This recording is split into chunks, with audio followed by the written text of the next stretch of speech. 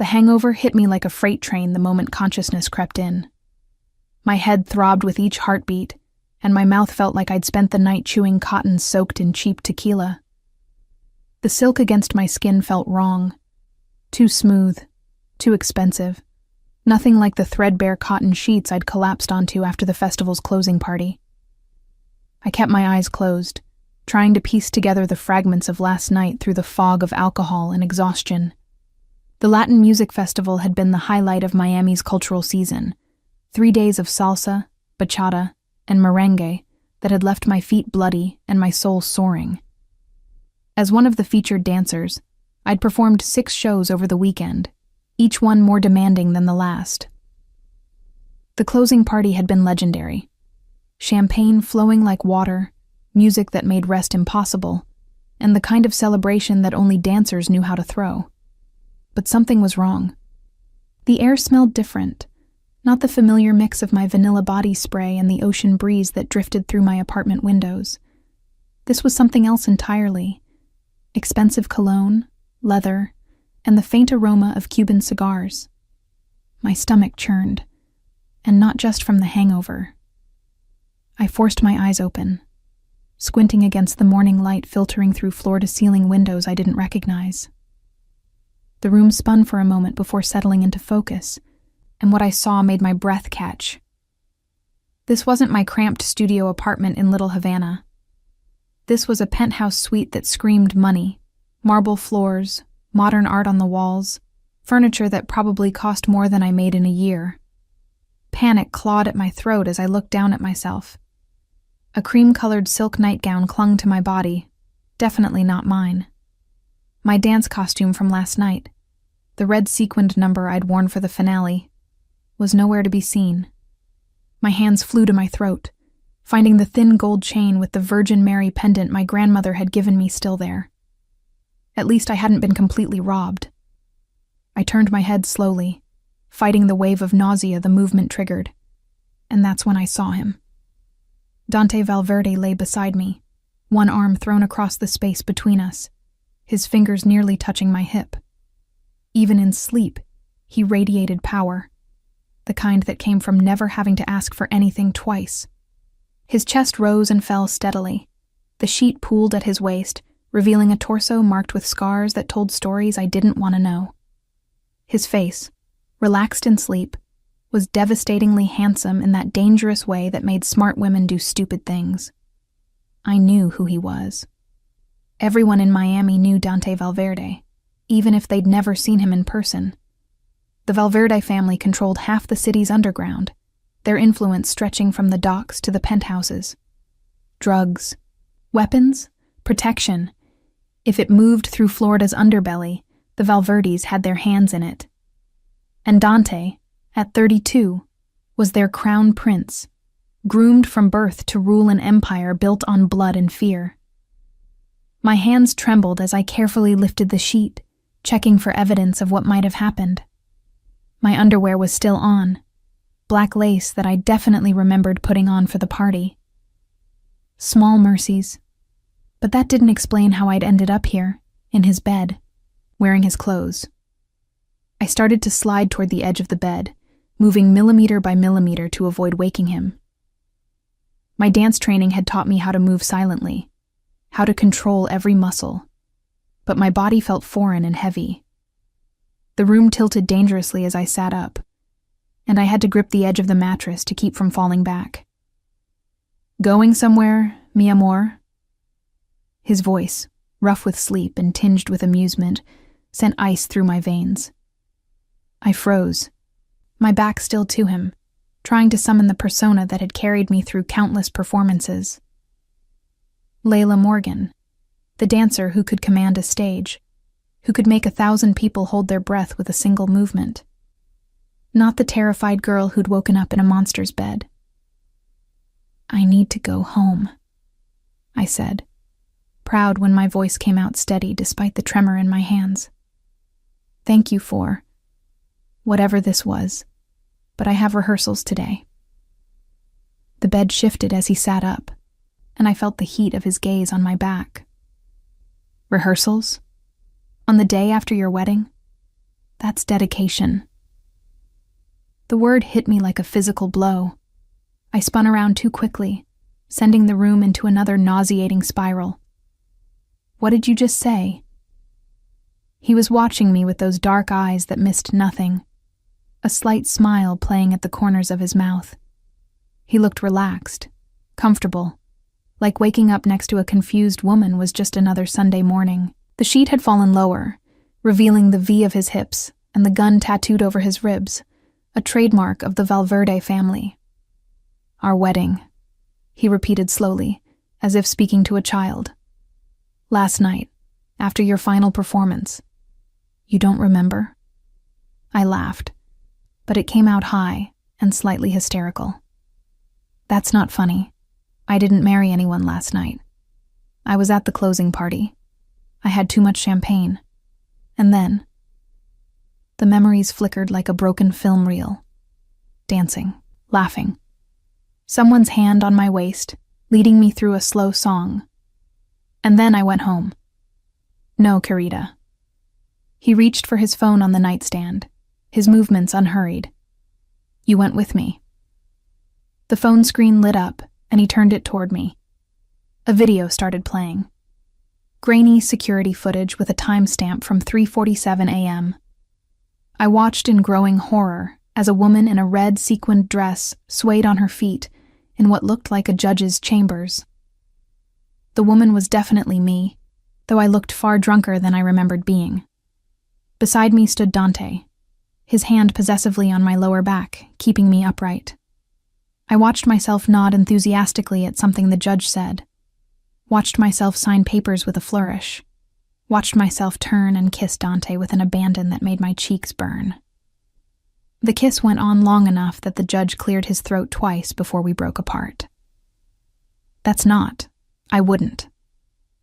But even as I protested, flashes of memory surfaced, his hand extending toward me on the dance floor. The way he'd moved, matching my rhythm perfectly. His voice in my ear. Dance with me, and I'll show you what partnership really means. You were upset, he said, setting the phone aside. Your ex had shown up with his new girlfriend. You were drinking to forget, throwing back champagne like water. I suggested you needed a distraction.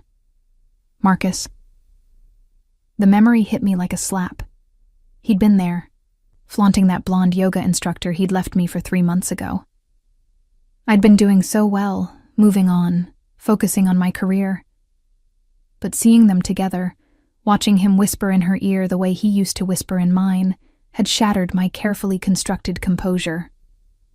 And your idea of a distraction was to marry me? I pressed my palms against my temples, trying to ease the pounding. That makes no sense. People don't just get married because they're upset about their ex. You were quite insistent, he said, and I could hear the smile in his voice.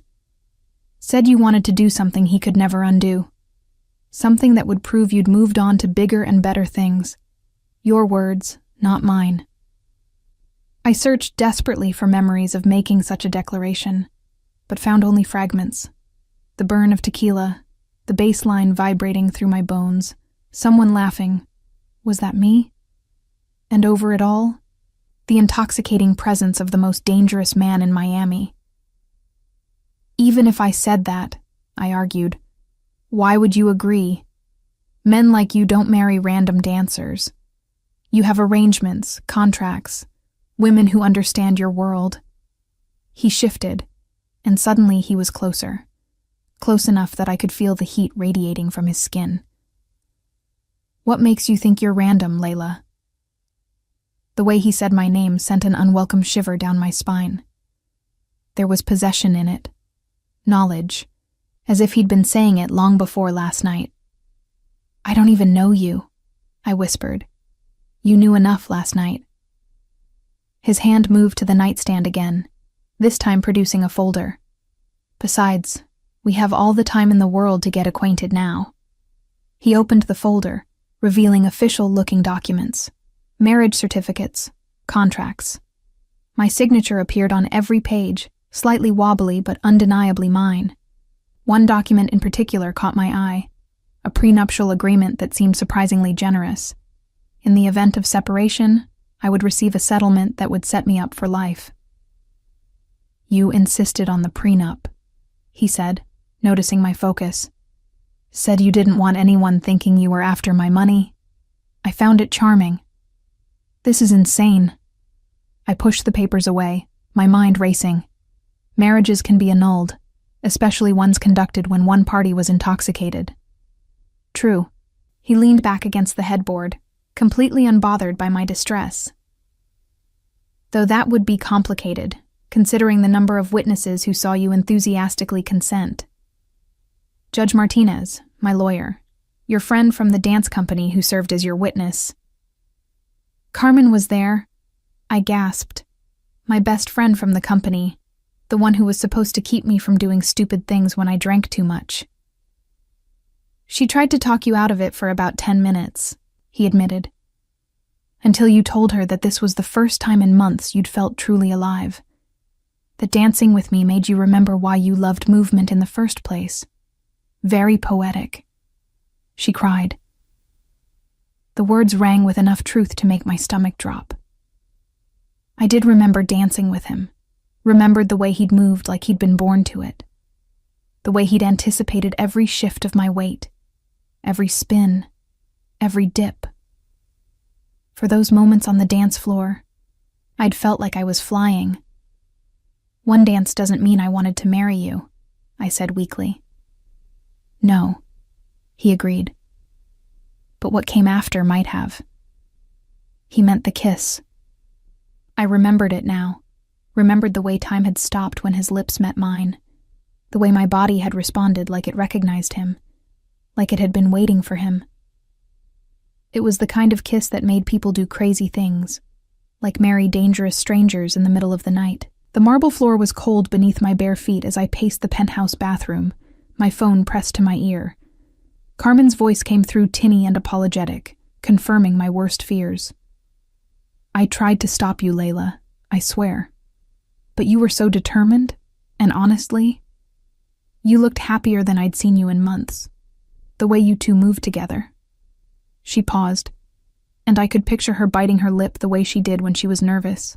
It was like watching destiny unfold on that dance floor. Destiny, I hissed, keeping my voice low. Dante was still in the bedroom, giving me privacy to freshen up, but I didn't trust that he wasn't listening. Carmen, I married a mobster. Allegedly, she corrected weakly. And technically, he's more of a businessman with diverse interests. He has a gun tattooed on his ribs. Lots of people have tattoos, Lay. Remember when you dated that guitarist with the full sleeve? That's not the same thing, and you know it. I caught my reflection in the mirror. Pale skin, tangled hair, eyes wide with panic. I looked exactly like what I was, a woman in way over her head. I need you to help me figure out how to get out of this. About that. Carmen's voice dropped to almost a whisper. There's something you should know. After you left with him last night, some men came around asking questions.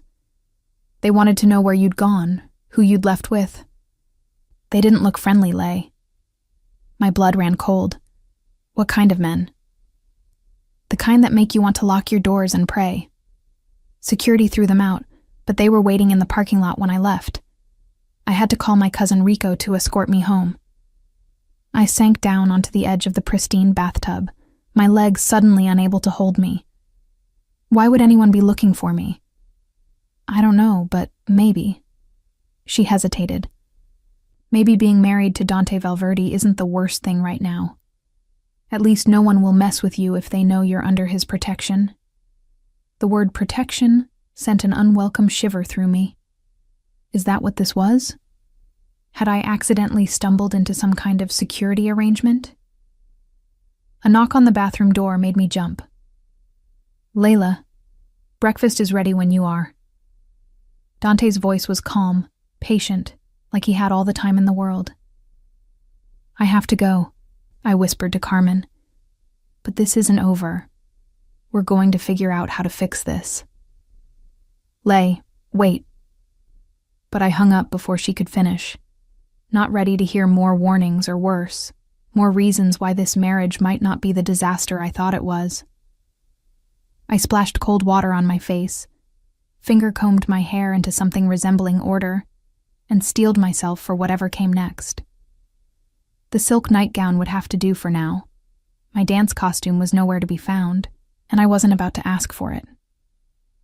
When I emerged, Dante was seated at a dining table that could have hosted a state dinner, reading something on a tablet. He'd dressed in dark jeans and a black Henley that did nothing to make him look less dangerous. If anything, the casual clothes just emphasized the coiled power in his movements, the way he commanded space without trying. "Sit," he said without looking up, gesturing to the chair beside him where a plate waited. Eggs, Benedict. Fresh fruit, Cuban coffee that smelled like heaven. My stomach growled traitorously. "I'm not hungry," I lied, remaining standing. He looked up then, those dark eyes scanning my face with an intensity that made me want to fidget. "You performed 6 shows this weekend and drank enough champagne last night to float a yacht. Eat." It wasn't a request. I found myself sitting, partly because my legs were still shaky, and partly because something in his tone brooked no argument. The first bite of eggs made me realize how famished I was, and I ate in silence while he returned to his tablet. "Your building has terrible security," he said conversationally, as if discussing the weather. 3 access points with broken cameras, a night guard who sleeps more than he patrols, and fire escapes that anyone with basic climbing skills could navigate. I set down my fork carefully. "You've been watching my building." "Since 4:17 this morning, when my men escorted your friend Carmen home and noticed the company she'd attracted." He turned the tablet toward me, showing security footage from my apartment building's parking lot. 3 men in dark suits loitered near the entrance, their faces partially obscured, but their intent clear in their posture. They've been there all night, waiting. Waiting for what? For you to come home. He pulled the tablet back, swiping to another image. "This one tried to bribe the day manager for your apartment number. This one has been questioning your neighbors, claiming to be conducting a survey. And this one." He paused on a clear shot of a man with a scar bisecting his left eyebrow. "This one works for the Herreras." The name meant nothing to me, but from the way Dante's jaw tightened, it meant something to him. "I don't know any Herreras," I said. "I don't know why anyone would be looking for me. I'm just a dancer. I teach kids classes on weekends and perform at festivals. I don't have enemies." "No," he agreed, setting the tablet aside. "But your ex-boyfriend did." The coffee turned bitter in my mouth. "Marcus, what does he have to do with this? The Marcus who showed up last night with his new girlfriend? The one who worked at the bank downtown until 3 months ago?"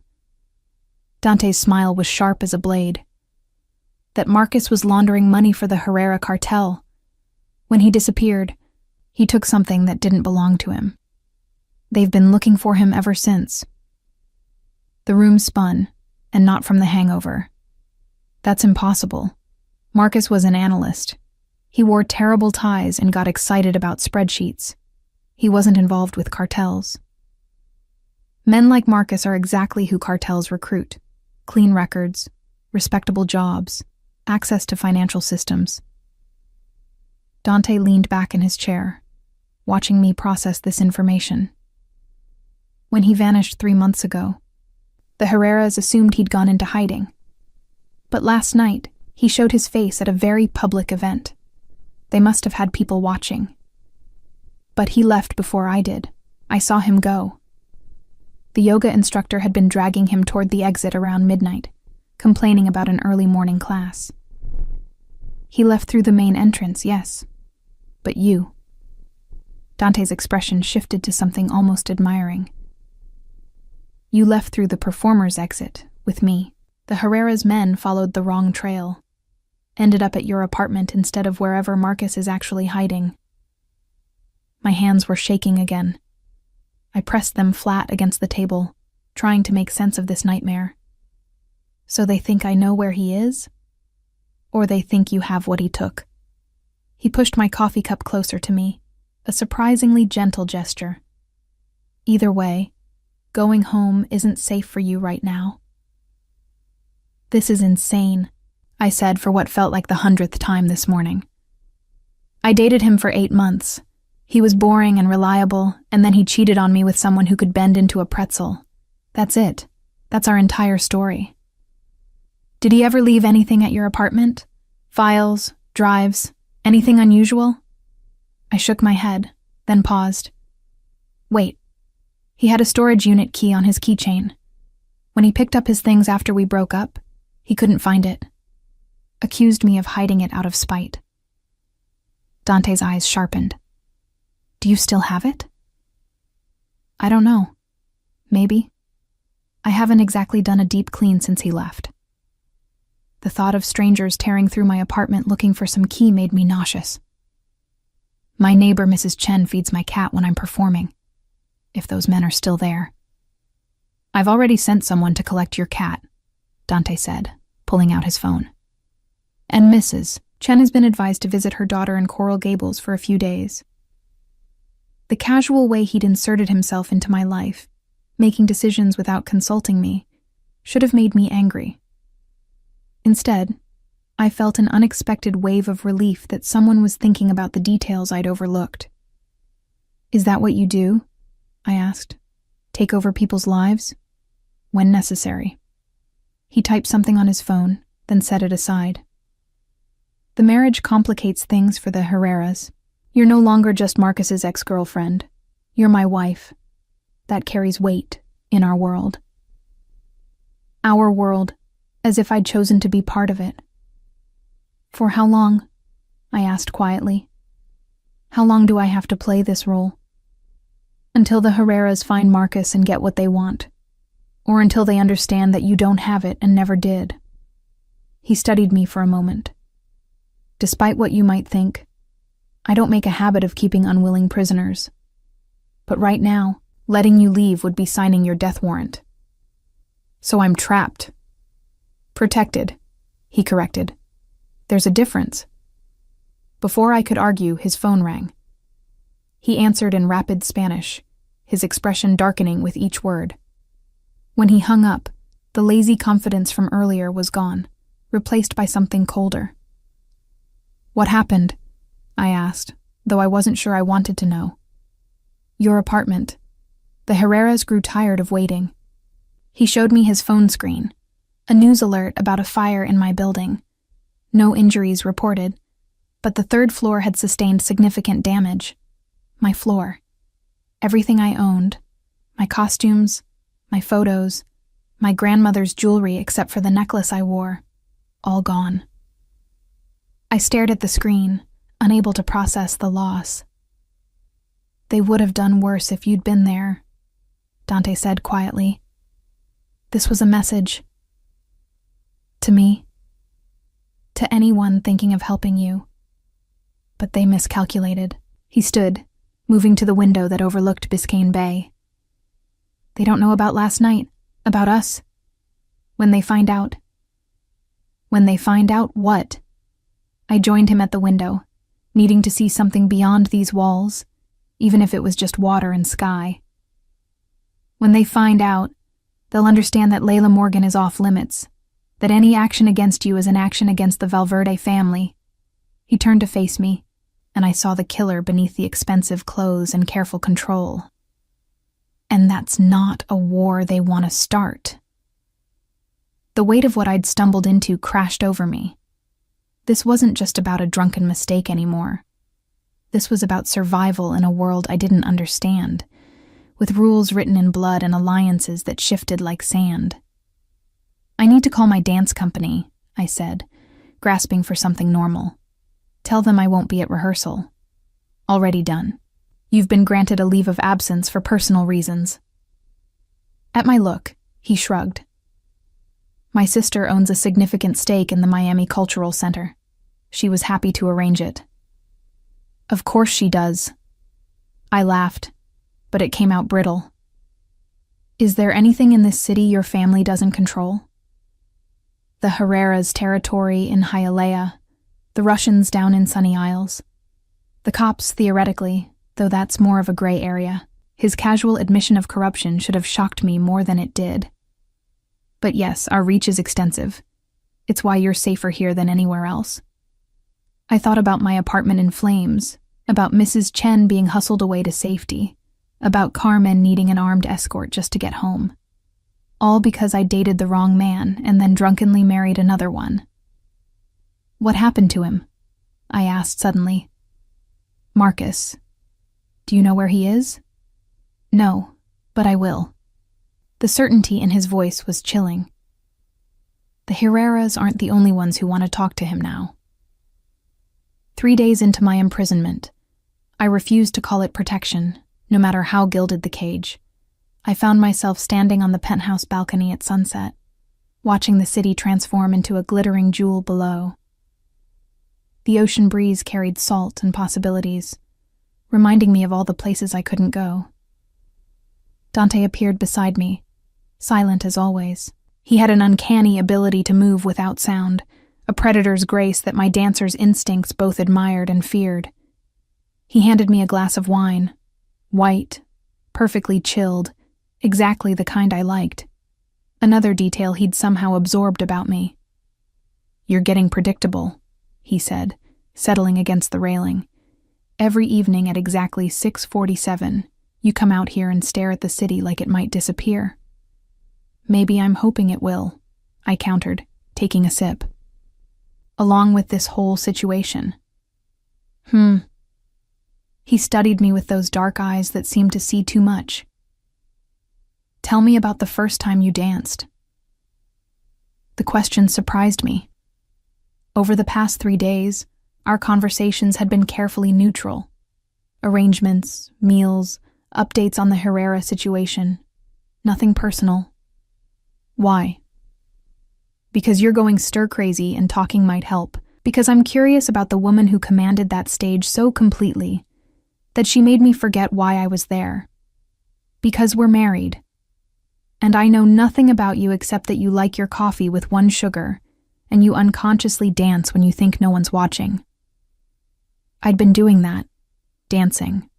Small movements, a releve while brushing my teeth, port de bras while waiting for the elevator.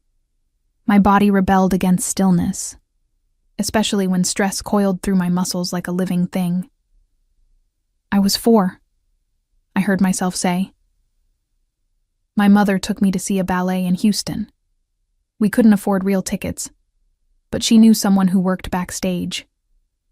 We watched from the wings, and I remember thinking the dancers were magic, the way they defied gravity, told stories without words. I trailed off, embarrassed by the naked longing in my voice. You're from Texas. It wasn't a question. What brought you to Miami? A scholarship to the Miami Conservatory, then the company, then. I shrugged. Life. The city gets into your blood. The music. The heat. The way every culture bleeds into the next. I couldn't imagine living anywhere else. Even now? I met his gaze steadily. Especially now. I don't run from problems. No, he agreed. You dance with dangerous men instead. The reference to that night made heat crawl up my neck. I'd been trying not to think about it, about the way we'd moved together like we'd been partners for years instead of strangers. About that, I said, seizing the opening. We need to discuss terms. His eyebrow quirked. Terms? For this arrangement, you say I can't leave because it's not safe. Fine. But I can't live in limbo indefinitely. I have a career, a life, obligations. All of which will still exist when this is resolved. When? I challenged. A week? A month? A year? How long do you expect me to stay here? Wearing clothes someone else chose? Eating meals someone else prepared? Living a life that isn't mine? He was quiet for a moment, sipping his own wine. Red, of course. What do you propose? I'd been thinking about this, planning my argument. First, I need to dance, If I can't go to the studio, then I need space here. A room with proper flooring, mirrors, a bar. My body is my instrument. Without practice, I lose everything I've worked for. Done. What else? His easy agreement threw me off balance. I'd expected negotiation, resistance. I need to communicate with my world, my students, my company. Video calls if I can't see them in person. Supervised but acceptable. Continue. I want to know what's happening. No more vague updates or half-truths. If my life is in danger, I deserve to know from what and why. He turned to face me fully, leaning against the railing with that casual grace that belied the danger he represented. You want transparency? Very well. Let's start with why I was at the festival. The sudden shift made me wary. I assumed you were there for business. In a way. He swirled his wine, watching the liquid catch the dying light. 3 weeks ago, one of my accountants noticed irregularities in our books. Money moving through channels it shouldn't, using pathways that suggested someone with banking expertise. We traced it back to several transactions initiated by Marcus Chen. Your Marcus. Ex-Marcus, I corrected automatically, then froze. Wait, he was stealing from you too? Attempting to. We caught it before significant damage was done, but it raised questions. Why would someone already working for the Herreras risk drawing our attention? Then he disappeared, and the pattern became clear. He was playing both sides. I breathed, understanding dawning. Taking from both families. More than that, he was setting us up to blame each other. The Herreras would think we'd stolen from them. We'd think they'd breached our systems. In the chaos of a war between our families, he'd disappear with enough money to start over anywhere. The scope of Marcus's betrayal hit me anew. The man who'd complained about my irregular hours, who'd wanted me to quit dancing and get a real job, had been orchestrating a scheme that could have started a bloodbath. So you came to the festival looking for him? I came looking for information. His last known location was that event. He'd bought tickets weeks in advance. I thought he might show despite the risk. I didn't expect. He paused, something flickering across his expression too quickly to read. I didn't expect you. I was just background noise, I said, uncomfortable with the intensity of his gaze. Another performer in sequins and stage makeup. No. The word was soft, but certain. You were lightning in a bottle. The way you moved, like the music lived in your bones, like gravity was a suggestion you chose to ignore. I've seen beautiful women dance before, Layla, but I'd never seen someone become the music itself. My traitorous heart skipped at his words. I took a larger sip of wine to cover my reaction. Pretty words don't change the situation. No, they don't. He straightened, back to business. Which brings us to the real negotiation. What do you need to make this bearable? My freedom, I said immediately. What do you need besides the one thing I can't give you? I'd thought about this too during the long hours of captivity. I need purpose. If I'm stuck here, let me teach. Some of my students come from the same neighborhood I grew up in. Dance is their escape, their hope. Set up virtual lessons. Let me continue to make a difference. He considered this. The logistics would be complicated, but not impossible. What else? I want to understand your world. The words surprised me as much as they seemed to surprise him. If I'm trapped in it, I should at least know the rules, the players, the stakes. That's dangerous knowledge, mi amor. Not knowing seems more dangerous. I gestured at my gilded prison. I married the head of a crime family while drunk. My apartment is ash. Men with guns are looking for me. I think we've passed the point of keeping me in the dark for my own good. He studied me for a long moment, and I could almost see him weighing risks and benefits behind those calculating eyes. If I agree to this, there's no going back. Knowledge in my world is currency and liability in equal measure. I understand. Do you? He moved closer, and I caught that scent again. Expensive cologne mixed with something uniquely him, dangerous and intoxicating. Once you know our secrets, you become part of them. Even when this situation with Marcus is resolved, you'll never be just a dancer again. You'll be someone who knows too much. The weight of his words settled over me like a shroud. But the alternative, sitting in this penthouse like a princess in a tower, waiting for rescue that might never come, was worse. "Teach me," I said simply. He reached out, fingers ghosting along my jaw, tilting my face up to meet his gaze. "You're braver than you should be. Or more foolish. Perhaps both." His thumb traced my cheekbone, and I hated how my body responded to his touch, leaning into it despite everything. "Very well. Tomorrow we begin your education. But tonight..." He pulled back, leaving me oddly bereft. "Tonight you dance." He led me back inside, through hallways I was beginning to know too well, to a door I hadn't noticed before. When he opened it, I gasped. The room was perfect. Sprung floors, mirrors along one wall, a bar at the correct height. Someone had even installed proper theater lighting and a sound system. It must have been done while I was sleeping, or during one of my long showers where I tried to wash away the feeling of being watched. "How did you—" "I had help." He moved to the sound system, pulling out his phone. "Carmen sent over your usual practice playlist. She also sent these. A box in the corner held my practice clothes. Leotards, tights, warm-up gear, point shoes. Not replacements, but my actual things, somehow salvaged or replaced with identical items. The thoughtfulness of it made my throat tight. "Thank you," I managed. "Don't thank me yet." Music filled the room. Not my usual playlist, but something slower, more sensual. Tango. "First, you fulfill a promise." "What promise?" "The one you made 3 nights ago." He extended his hand, and I was transported back to that dance floor, to the moment everything changed. "You said if I could keep up with you for one song, you'd dance with me forever." I was drunk, in vino veritas.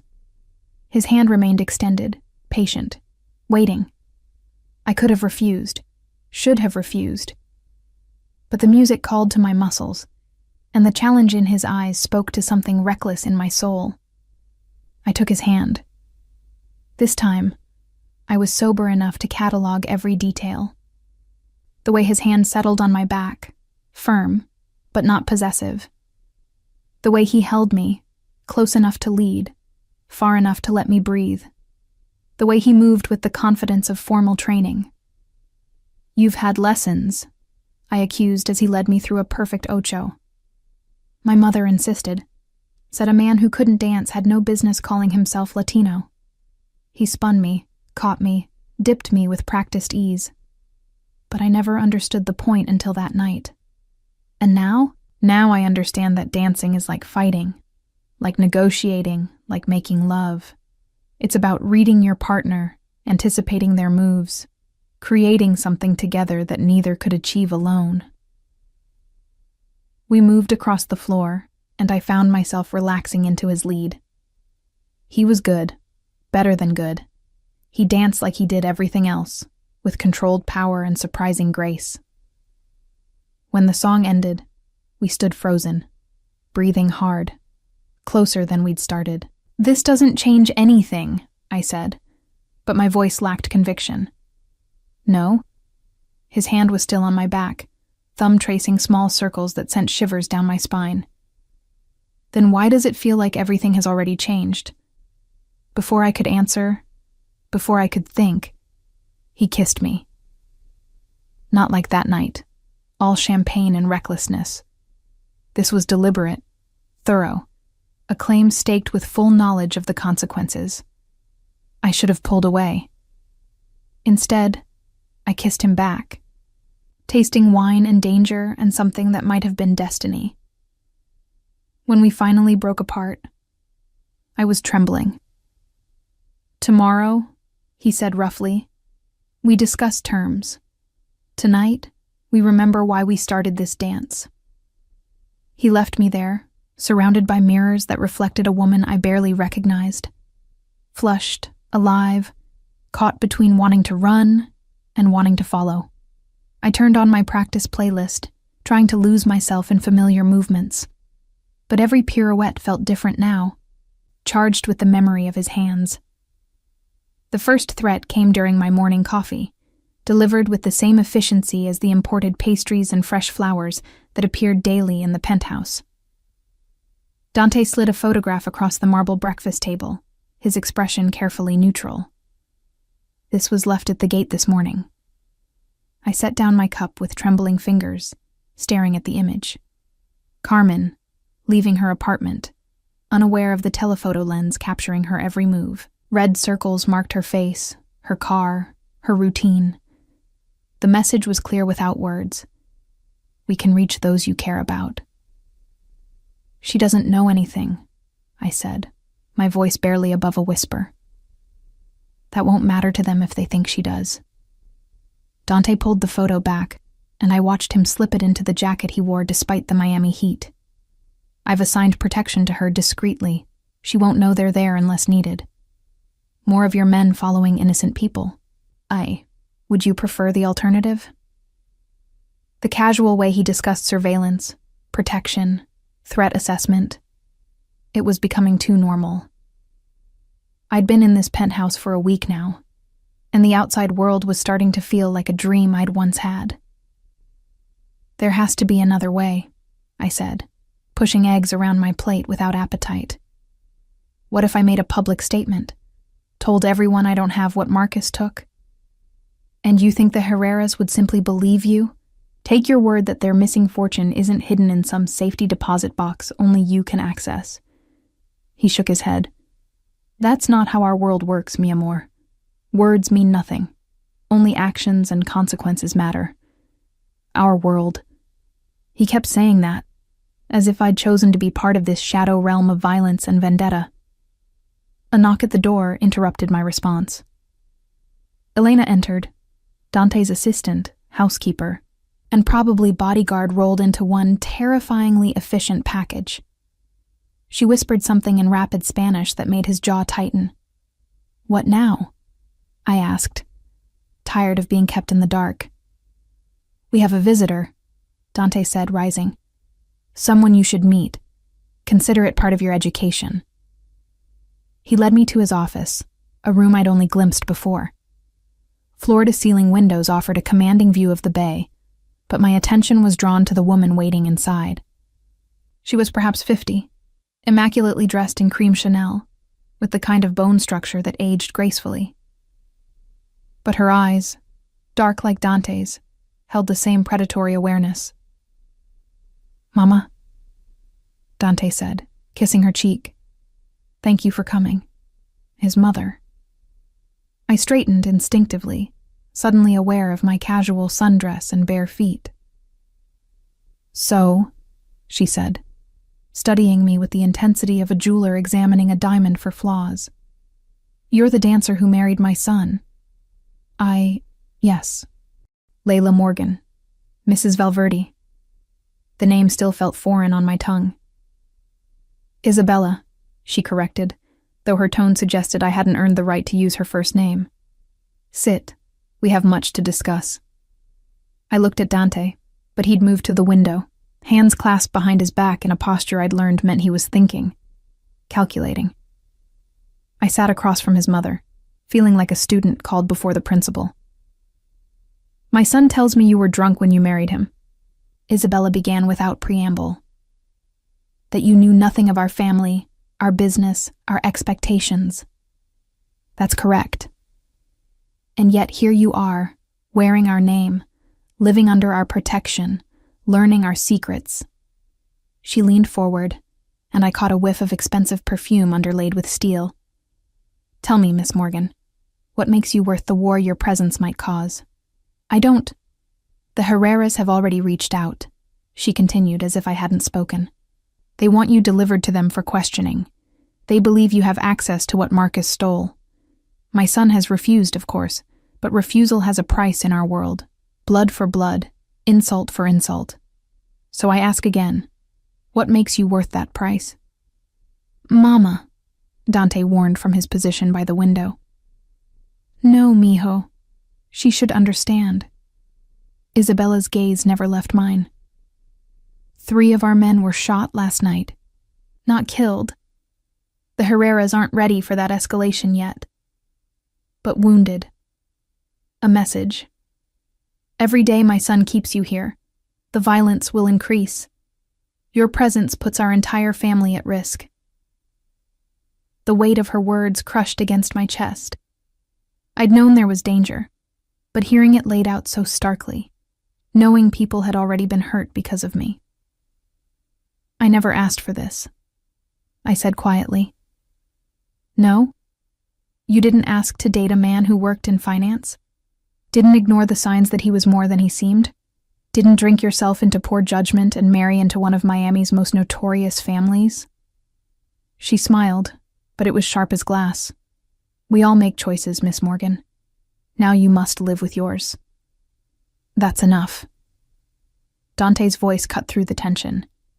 He moved from the window to stand beside my chair, not touching, but close enough that I felt the protective gesture. She's here now. She's family now. That's all that matters. Isabella studied her son with interest. Family? Yes. And family requires sacrifice. She stood, smoothing her skirt with manicured hands. There's a way to end this cleanly. The Herreras want what was stolen. We want peace. You, Miss Morgan, are the key to both. I don't have what Marcus took, I repeated for what felt like the 1,000th time. No, but you might have access to it. She pulled out a phone, showing me a screenshot of a bank document. Marcus added you as a signatory to a safety deposit box 3 months before he disappeared. Did you know that?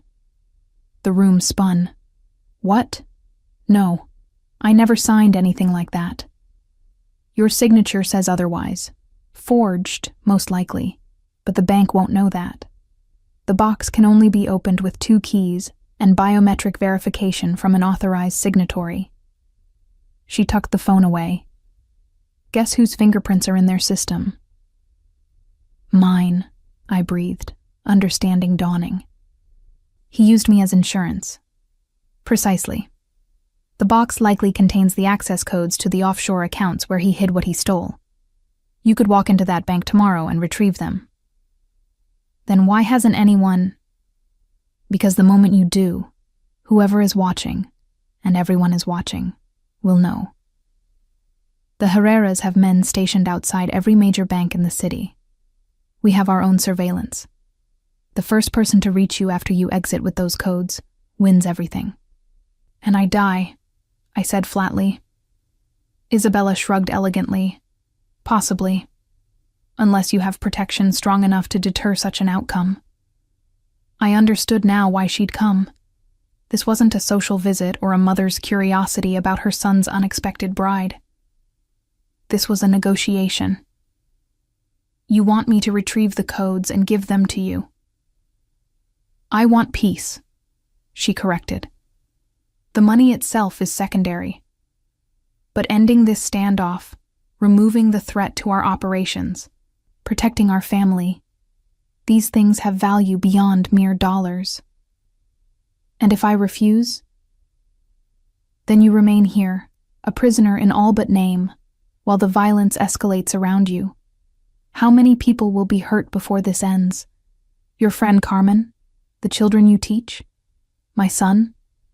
She glanced at Dante with something that might have been concern. He's already taking risks for you, making enemies within our own organization who think he's gone soft. How long before someone decides to solve this problem without his permission? The truth of it was a cold weight in my stomach. I was trapped not just by walls, but by consequences. Each decision rippling outward to touch lives I'd never meant to endanger. There's another option, Dante said quietly. We find Marcus ourselves. Make him return what he stole. And how long will that take? Isabella challenged. Weeks? Months? While our businesses suffer and our enemies grow bold? She turned back to me. This ends one of two ways, Miss Morgan. Either you help us resolve this cleanly, or it resolves itself messily. Those are the only choices in our world. Our world. There it was again. I need time to think, I said. Time is a luxury none of us have. But Isabella nodded, moving toward the door. 24 hours.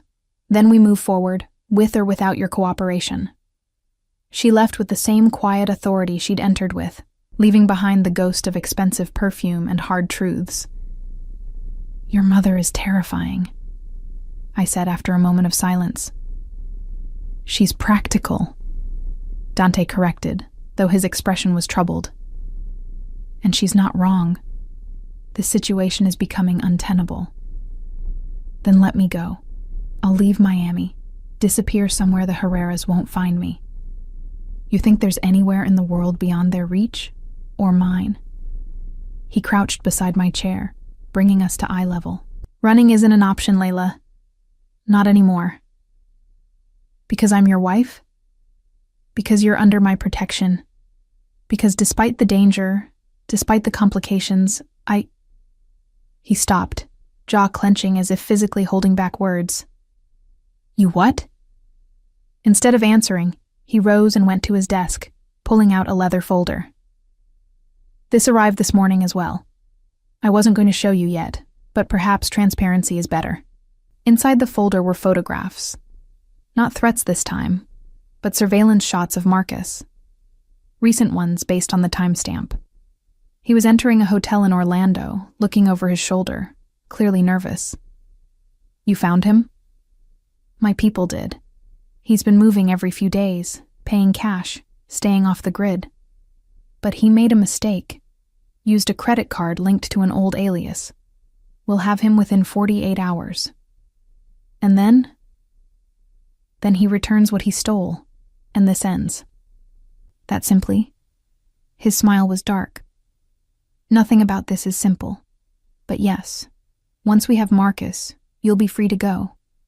The marriage can be annulled, you can return to your life, and this will all be just an unfortunate chapter in your past. The words should have brought relief. Instead, they left an odd emptiness in my chest. That's what you want? For me to leave? What I want. He moved to the window again, that defensive posture I was beginning to recognize. What I want doesn't matter. You didn't choose this. Once you're safe, you should have the freedom to choose your own path. And if I chose to stay? The question hung between us, surprising us both. I hadn't meant to ask it, hadn't even realized I was thinking it, until the words escaped. He turned slowly, something unguarded flickering across his face. Why would you do that? Why indeed? This man was dangerous, his world violent, his life a careful balance of power and paranoia. But he was also the man who'd built me a dance studio overnight, who'd saved my cat and protected my friends, who moved with me on the dance floor like we shared the same heartbeat. I don't know, I admitted. Maybe I'm more like my mother than I thought. Your mother? She fell in love with the wrong man, too. A musician who promised her the world and left her with nothing but me and a broken heart. I stood, needing to move, to put distance between us before I said something irreversible. She used to tell me that the biggest mistakes make the best stories, that safety was the enemy of really living. Your mother sounds like a dangerous woman. She was. Cancer took her 5 years ago, just before my first professional performance. I touched the cross at my throat, the one piece of her I carried always. She would have loved the irony of this. Her careful daughter finally doing something reckless. Is that what I am? Something reckless? I turned to face him, really looking at this man I'd accidentally married. The controlled power, the careful intelligence, the unexpected gentleness he showed in quiet moments. "I don't know what you are, Dante Valverde, but I'm beginning to think I'd like to find out." He crossed the room in 3 strides, catching my face between his hands. "Don't," he said roughly. "Don't make this harder than it has to be. In 2 days you'll be free. You can go back to your stages and your students and your normal life. Don't complicate it with feelings that won't survive in daylight. And if they do, they won't." But his thumb was tracing my cheekbone, and his eyes were saying something different than his words. "They can't. I won't let you sacrifice your life for a drunken mistake." "What if it wasn't a mistake?" I whispered. "What if some part of me, some instinct deeper than thought, recognized something in you that night? What if this is exactly where I'm supposed to be?" He kissed me then, hard and desperate, like he was trying to prove a point. But I kissed him back with equal fervor, and whatever point he was making got lost in the heat between us. When we broke apart, we were both breathing hard. 24 hours, he said against my lips. "You have 24 hours to decide. Whether you help my mother end this, whether you run the moment you're free, whether you stay. 24 hours to choose your path. And if I choose you?" His hands tightened on my face for a moment before he stepped back, putting necessary distance between us. "Then God help us both." The champagne flute shattered against the marble floor, golden liquid and crystal shards creating a glittering constellation at my feet. I stared at the destruction, my hand still shaped to hold the delicate stem, as Roberto Valverde's words echoed in the sudden silence of the penthouse. "My apologies," Dante's younger brother said smoothly, already signaling for someone to clean the mess. "I didn't mean to startle you. I assumed Dante had told you about the summit." "Summit?" I managed, grateful my voice remained steady despite the tremor in my hands. Roberto smiled, and it was nothing like his brother's rare, careful expressions. This was a shark's grin, all teeth and calculation. "The family meeting, tomorrow night, where you'll be formally presented as Dante's wife to our entire organization." I looked across the room to where Dante stood with 2 other men, deep in discussion over architectural blueprints spread across the dining table. He must have felt my gaze because he glanced up, took in Roberto's proximity and my shocked expression, and excused himself immediately. "Roberto," he said, voice carrying a warning. "What are you doing?" "Just making conversation with my new sister-in-law." Roberto stepped back with exaggerated deference. She seemed unaware of tomorrow's festivities. I thought perhaps her invitation had been overlooked. The temperature in the room seemed to drop 10 degrees. I'd been living in this penthouse for 12 days now, long enough to recognize the signs of Dante's controlled anger, the stillness, the way his hands relaxed at his sides in preparation for violence. "Leave," Dante said simply. Roberto's smile widened. "Of course. I'll see you both tomorrow. Mama insists on the blue room at the estate. 8 o'clock. Black tie." He winked at me. "Wear something memorable, cuñada. First impressions are everything in our family." After he left, the silence stretched taut as a wire. The men at the dining table had disappeared with the kind of silent efficiency that spoke of long practice in avoiding family disputes. "A summit?" I finally asked. "Where I'll be presented like some trophy you won." "It's not like that." But Dante's jaw was tight, his eyes fixed on the door Roberto had exited through. "Then what is it like? Because from where I'm standing, it sounds like you're planning to parade me in front of your entire criminal organization without bothering to mention it." He moved toward me, stopping when I stepped back, mindful of the broken glass between us. Elena appeared with a broom and dustpan, but Dante waved her away. "The summit was called before you arrived," he explained. "Quarterly meetings to discuss territory, resolve disputes, align strategies. Your presence wasn't planned. But now they know about our marriage. To not present you would be seen as weakness, as if I'm hiding you, or hiding from them. He ran a hand through his hair. A gesture I'd learned meant he was truly agitated. I was trying to find a way around it. Why? Because once you appear at that summit, you're not just my accidental bride anymore. You become part of the Valverde power structure, a potential target, a permanent fixture in this world. His dark eyes met mine across the glittering minefield of broken crystal. I was trying to protect you from that. By lying to me, by buying time. Marcus will be in custody within hours. This could all be over before I have to face your world. I laughed, but it came out bitter. I've been facing your world since the moment I woke up here. Men with guns in the hallway, encrypted phones, conversations that stop when I enter rooms. Did you think I was too stupid to notice? I think you're an innocent who doesn't understand what she stumbled into. He moved carefully around the broken glass, approaching me with the same caution he'd use for a spooked animal. The men and women who'll be at that summit tomorrow, they're not like Roberto. He plays at being dangerous. They are dangerous. They've killed for less than a perceived insult. They've built empires on blood and brutality. And you? I challenged. Are you different from them? Something shifted in his expression, a flash of the darkness he usually kept leashed. No, he said quietly. I'm worse, because I'm better at it. The admission should have terrified me.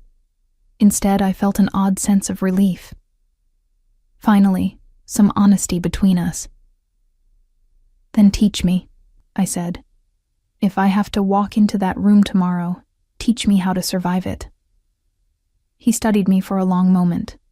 Then, unexpectedly, he smiled, a real one that transformed his face.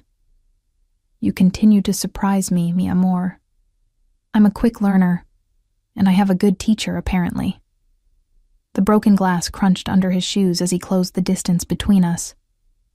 This isn't a dance recital, Layla. There's no choreography to memorize, no music to guide you. Just instinct and consequences. Then it's exactly like dance. I lifted my chin, meeting his gaze steadily. Except the stakes are higher, and the costumes are probably more expensive. His hand came up to cup my face, thumb tracing the line of my jaw. You could still run. When Marcus is caught, when this is over, you could disappear. I have contacts in Europe, South America. You could dance in Paris, teach in Buenos Aires. Start fresh where the Valverde name means nothing. Is that what you want? I want you safe, he said roughly. Even if that means safe from me. What if I don't want to be safe? His hand tightened slightly, and I saw the war in his eyes. Between the man who commanded an empire and the one who'd built me a dance studio, between control and desire, between what he should do and what he wanted. Then God help you, he murmured, echoing his words from days before. Because I'm not strong enough to send you away twice. This time when he kissed me, it wasn't desperate or proving a point. It was acclaiming, pure and simple. A line crossed with full knowledge that there was no going back. I melted into him, my hands fisting in his shirt, pulling him closer despite the broken glass, despite the danger, despite everything. When we finally broke apart, I was breathless and burning. Tomorrow, he said against my lips, you'll wear the red dress in the closet, the one with the low back. Hair up to show the necklace I'll give you. Emeralds to match your eyes when you're angry. You'll enter on my arm and speak to no one unless I introduce you. You'll smile, but not too much. You'll be beautiful, but not available. You'll be perfect. And if I'm not, then you'll learn why everyone fears the Valverde name. But his eyes were soft, contradicting the harsh words. The summit starts at 8. We'll leave at 7:30. Roberto was wrong about one thing. It's not black tie. It's armor disguised as formal wear. The next 30 hours passed in a blur of preparation. Dante brought in someone to teach me the basic hierarchy of the family organization. Who held which territories, who had blood feuds with whom, who could be trusted, a very short list, and who would smile while planning my demise, a much longer one. Don Castellano controls the ports, the tutor explained, pointing to a complex organizational chart that looked more like a war map. His daughter married into the Russo family, creating an alliance that moves product from South America through Miami to the eastern seaboard. You must acknowledge him first after Dante's mother. He's old guard, traditional. My head spun with names, territories, alliances that shifted like sand. The Valverde family wasn't just a criminal organization. It was a corporation, a government, a way of life with rules as complex as any royal court. What about the woman? I asked, pointing to a photo of an elegant blonde labeled simply V. Why is she separate from the others? The tutor glanced at Dante, who'd been silently observing from across the room. Some unspoken communication passed between them. Valentina Cortez, Dante said, dismissing the tutor with a gesture. She controls the luxury trade, art, jewels, high-end vehicles, anything that requires sophistication rather than brute force. She's beautiful. It wasn't a question. The woman in the photo had the kind of beauty that stopped traffic and started wars. She's also my former fiancé. The words hit like a physical blow. I kept my expression neutral through sheer force of will. Former? A business arrangement that ended 3 years ago. Our families thought a union would strengthen certain supply chains. He moved to stand beside me, studying Valentina's photo with detached interest. She married a Brazilian arms dealer instead. More profitable for everyone. Will she be there tomorrow? Yes. Wonderful. I turned away from the photo, from the sight of the woman Dante had almost married for business. Any other surprises I should know about? Other ex-fiancés? Secret children? Maybe a wife in every port? Layla, he caught my arm as I tried to pass, pulling me against him. Look at me. I did, reluctantly. Valentina was business. Everything before you was business, calculated, negotiated, temporary. His hand came up to cradle my face with surprising gentleness. You were never supposed to be business. No, I agreed. I was supposed to be a drunken mistake.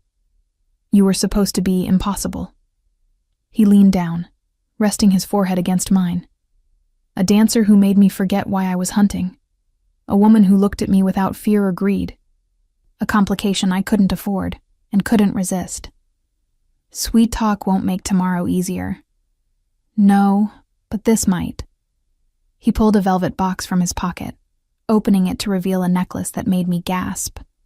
Emeralds dripped like green fire from platinum settings, culminating in a central stone the size of my thumb. Dante, I can't. You can and you will. He moved behind me, gathering my hair to one side as he clasped the necklace around my throat. The stones were cool against my skin, heavy with the weight of what they represented. This belonged to my grandmother, the matriarch who built this family from nothing. She wore it to every summit for 40 years. And now it marks you as mine, protected, untouchable. His fingers traced the line of stones down my throat. Anyone who sees this will know that an offense against you is an offense against the entire Valverde line. I turned in his arms, the emeralds catching the light. It's beautiful and terrifying, like the woman wearing it. He kissed me softly. Tomorrow, remember, you're not asking for their approval. You're claiming your place. You're a Valverde now, whether by accident or design. Own it. The night of the summit arrived too quickly. I stood before the full-length mirror, adjusting the red dress that fit like it had been painted on. It was elegant, but bold. Sophisticated, but sensual. Exactly the kind of armor Dante had described. The emeralds at my throat caught the light with every breath, impossible to ignore. Ready? Dante appeared in the doorway, devastating in a black suit that had been tailored to emphasize every line of his powerful frame. A blood-red pocket square matched my dress, a visual claim that no one would miss. Do I have a choice? Always. He moved behind me, his hands settling on my hips as we both gazed at our reflection. Say the word, and we leave now. Disappear before they even know we're gone. And live looking over our shoulders forever? I shook my head. No. Your mother was right. This ends one way or another. At least this way, I face it on my feet. Like a dancer. Like a Valverde. Something flared in his eyes. Pride, possession, maybe even love. Then let's show them who they're dealing with. The drive to the estate took 40 minutes, winding through parts of Miami I'd never seen. We passed through 3 security checkpoints, each more thorough than the last.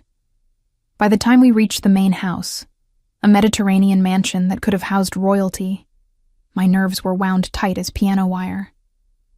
Remember, Dante murmured as we exited the car, you are my wife, my choice.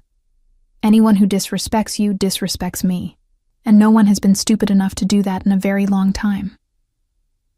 I took his offered arm, grateful for the solid support as we climbed marble steps flanked by men with barely concealed weapons.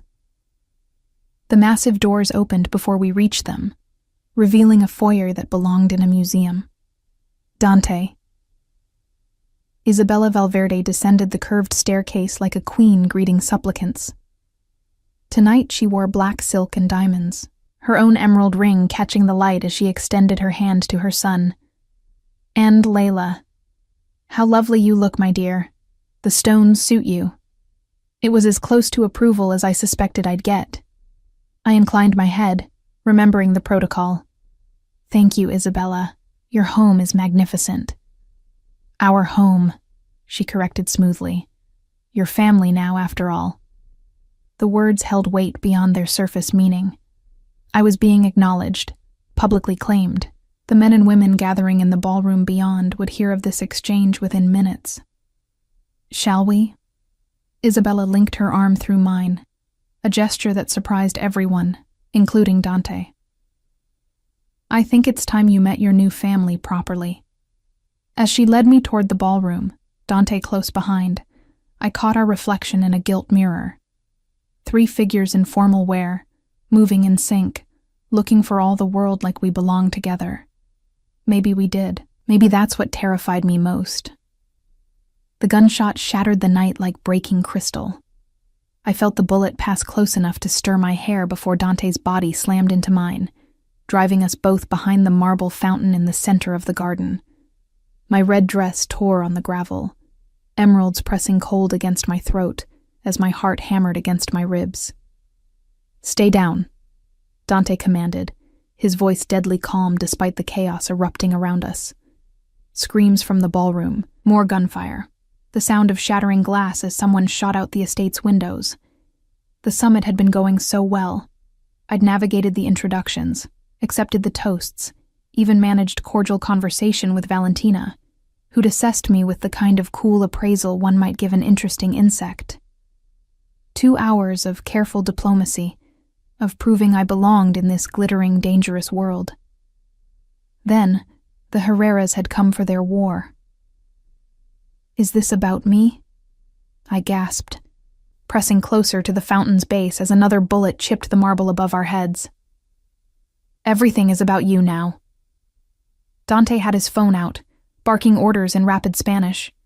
His other hand held a gun I hadn't even seen him draw, trained on the shadows beyond the garden lights. They made their choice. No more negotiations. An explosion rocked the east wing of the house, orange flames licking at the windows. In the distance, I could hear sirens, too far away to matter. This deep in Valverde territory, help would come from within, not without. Dante! Roberto's voice, closer than expected. He slid into view, blood streaming from a gash on his forehead, his perfect suit ruined. Mother's secure. The old men made it to the panic room. But Valentina... I don't care about Valentina, Dante cut him off. How many? 12, maybe 15. Professional crew. They're not trying to hold territory. This is an extraction team. Roberto's eyes found mine, and for the first time since I'd met him, there was no mockery in them. They want her. They can't have her. The simple declaration shouldn't have made my heart skip, not with bullets flying and the world burning around us. But the absolute certainty in Dante's voice, the promise of violence to anyone who tried to take me, it was intoxicating in its ferocity. There's a boat at the dock, Roberto continued. If we can reach... No. Dante's refusal was immediate. They'll have the water covered. We go through the house to the garage, the bulletproof Mercedes. That's 50 yards of open ground to the service entrance. Then we make it count. Dante turned to me, his dark eyes intense in the flickering firelight. Layla, listen carefully. When I move, you stay with me. My left side, always. It keeps you away from my gun hand. Don't think, don't hesitate, just move. Can you do that? I nodded, throat too tight for words. This was so far beyond anything my dance training had prepared me for. But the principle was the same. Trust your partner, match their rhythm. Let muscle memory guide you when thought fails. On 3, Dante said. Then to Roberto. Cover us. Roberto's answering grin was all Valverde, sharp and eager for violence. With pleasure. 1. Dante shifted, muscles coiling in preparation. 2. His free hand found mine, squeezing once. 3. We moved. Roberto rose first, laying down covering fire that sent our attackers diving for cover. Dante and I burst from behind the fountain, running in perfect synchronization across the manicured lawn. My heels sank into the grass with each step, so I kicked them off without breaking stride, emeralds bouncing against my chest as we ran. 20 yards, 30, 40. A figure in black emerged from the hedges to our right, weapon raised. Dante's gun spoke twice, and the man crumpled. We kept running. The service entrance loomed ahead, door hanging open, promising safety. We were so close. Down! Dante's weight hit me from behind, driving us both to the ground as automatic weapon fire stitched the air where we'd been standing. I tasted copper as I bit my tongue, felt gravel tear at my palms. But I was alive. The garage is compromised, Roberto called out, now crouched behind a decorative planter. They were waiting. Of course they were. This wasn't some random attack. It was planned, coordinated, professional. They'd known about the summit, about the security protocols, about everything. Which meant... We have a leak, I said, the realization cold in my stomach. Later, Dante growled, hauling me behind a low garden wall. Right now, we survive. More gunfire, closer now. I could hear boots on gravel, shouted commands in accented English. The Herrera's men were closing in, tightening the noose. Mr. Valverde. A new voice, amplified by a megaphone, cut through the chaos. We have no quarrel with your family. Send out the woman, and this ends. You have 60 seconds. Here's my counteroffer, Dante called back, not bothering with amplification. His voice carried anyway, trained by years of command. You have 30 seconds to retreat before I paint this garden with your blood. 29, 28. She has what belongs to us. She belongs to me. The possessive growl in his voice made something primitive in my chest respond. 20, 19. This is bigger than your pride, Valverde. The codes she can access are mine by right of marriage. 15, 14. I pressed against the wall, mind racing. The safety deposit box. the codes Marcus had hidden. Everything came back to that. The linchpin that could end this war or escalate it beyond control. "I'll go," I whispered. Dante's head snapped toward me, eyes blazing. "No. Listen to me. If I go with them, they'll torture you for information you don't have, then kill you anyway." His free hand cupped my face, thumb brushing away a tear I hadn't realized had fallen. "That's not happening." 7. Roberto continued the count, having apparently appointed himself timekeeper. 6. "Then what do we do?" I demanded. "Let more people die for codes I can't even access without Marcus." 4, 3. Dante smiled then, sharp and dangerous. "Who says we can't access them?" 2. "What?" 1. The night exploded, not from the Herrera's position but from behind them. New gunfire, disciplined and devastating, cut through their ranks like a scythe. Screams and confusion replaced the coordinated assault of moments before. "Right on time," Dante murmured, pulling me up. "Move. Now." We ran again, but this time toward the main house instead of away. The ballroom windows were shattered, smoke pouring out, but Dante led me through without hesitation. Bodies littered the dance floor, some moving, some not. I tried not to look too closely. Isabella Valverde stood near the grand staircase, still in her diamonds and silk, holding a compact pistol with practiced ease. "The cavalry has arrived," she informed us coolly, "though they've made quite a mess of my garden." "Your garden was overdue for renovation anyway," Dante replied, matching her conversational tone despite the blood on his shirt. Not his, I realized with relief. "Dante." A new voice made us all turn. From the shadows emerged a man I recognized from surveillance photos, Marcus Chen, my ex-boyfriend, the catalyst for all of this chaos. He looked haggard, thinner, with the hollow eyes of someone who'd been running too long. "Hello, Marcus," I said, surprised by how steady my voice sounded. "You look terrible." He flinched at my words, gaze dropping to the emeralds at my throat, the torn designer dress, the possessive way Dante's arm curved around my waist. "Layla, I'm sorry. I never meant for you to get involved." "No?"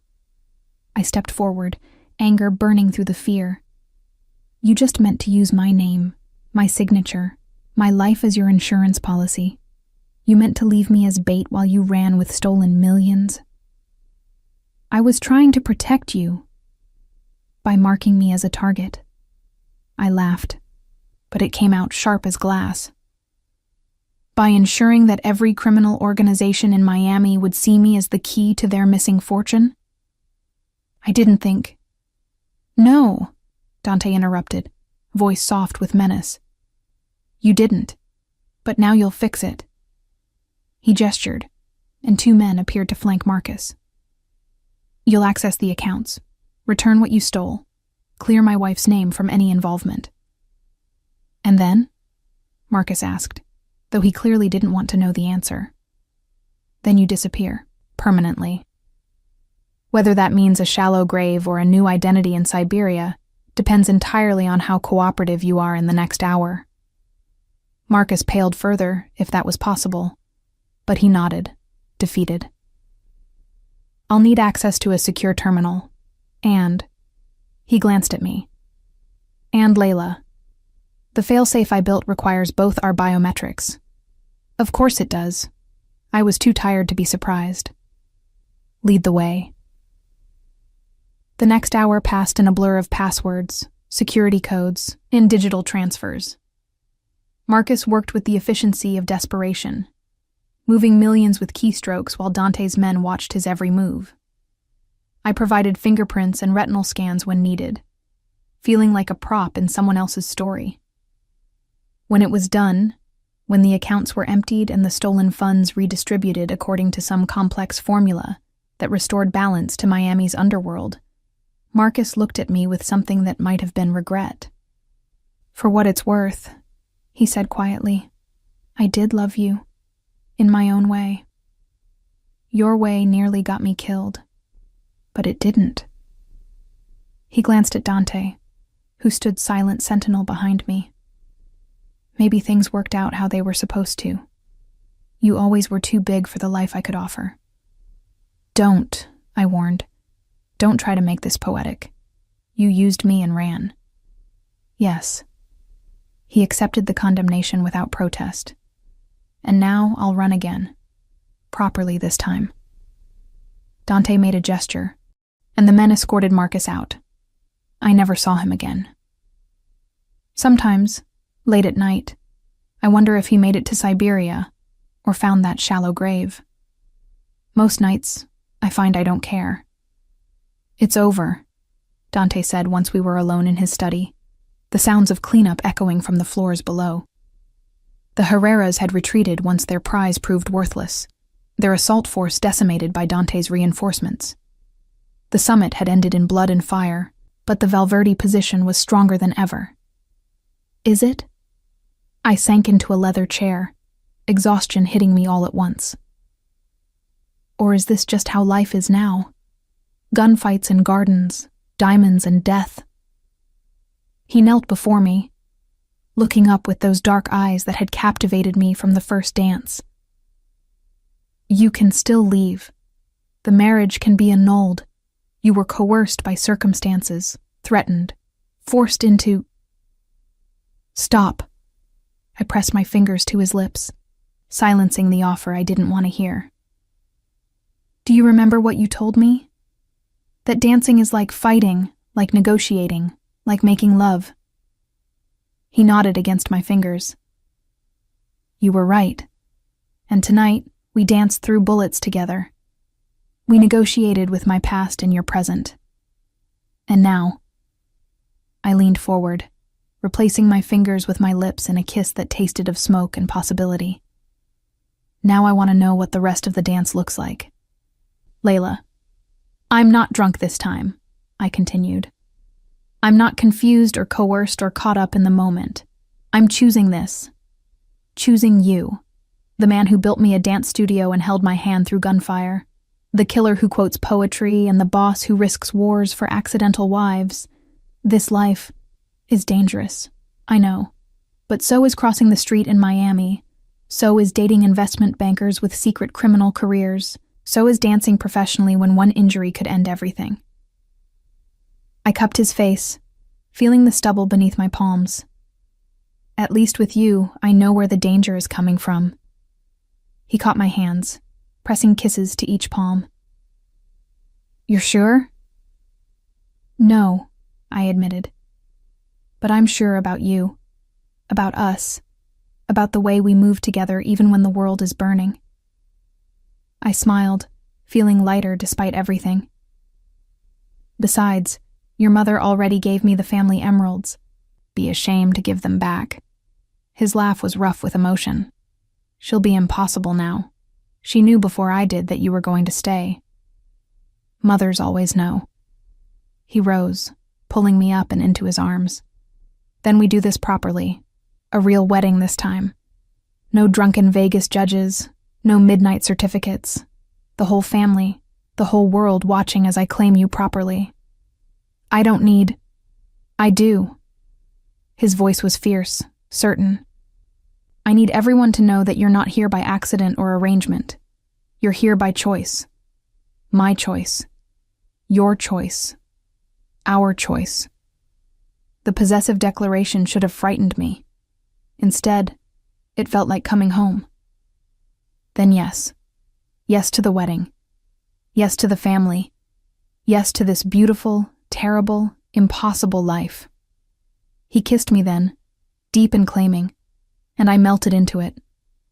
When we finally broke apart, the estate was quiet around us.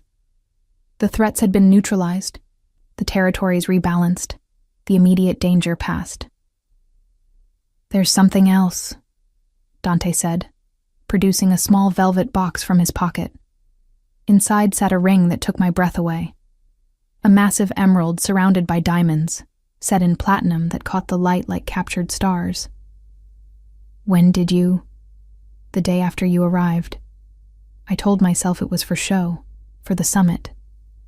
He pulled the ring free, holding it between us like a promise. But I think part of me knew even then. Knew that the dancer who'd chosen me in a moment of drunken clarity was meant to choose me again, in sober certainty. I held out my left hand, watching as he slid the ring onto my finger. It fit perfectly, of course. Everything Dante did was precise, measured, perfect. "I love you," I said, the words escaping before I could second-guess them. "God help me, but I love you." "And I love you," he replied, pulling me close. My dancer, my wife, my unexpected salvation. Outside, Miami glittered in the darkness, unaware that its underworld had just shifted, that alliances had been reforged in fire and blood. Tomorrow would bring new challenges, new dangers, new dances to navigate. But tonight, in the arms of the man I'd accidentally married and deliberately chosen, I was exactly where I belonged. The music between us needed no orchestra, no stage. It lived in our matched breathing, our synchronized heartbeats, our bodies that moved together, like they'd been choreographed by fate itself. The last dance, it turned out, had only been the beginning.